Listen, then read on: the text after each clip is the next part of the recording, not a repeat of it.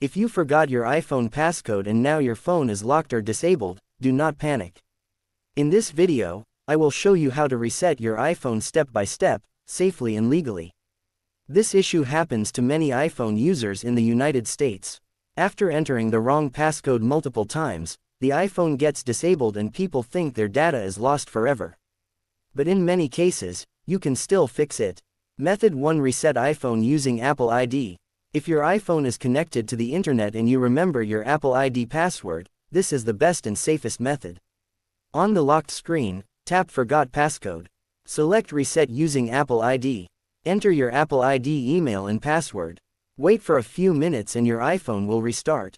This method works on the latest iOS versions and is officially supported by Apple.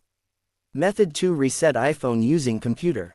If the first method does not work, you can reset your iPhone using a computer. Connect your iPhone to a Mac or Windows PC. Put your iPhone into recovery mode. Open Finder on Mac or iTunes on Windows. When you see the Restore option, click Restore.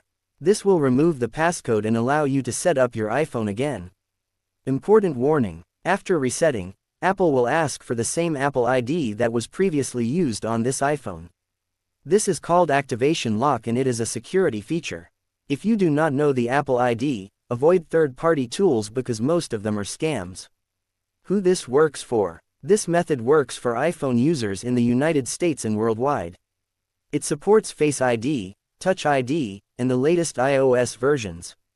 Summary: so if your iPhone is locked or disabled and you forgot the passcode, you still have a safe way to reset it.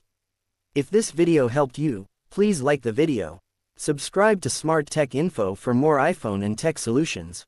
Comment below and tell me which iPhone model you are using.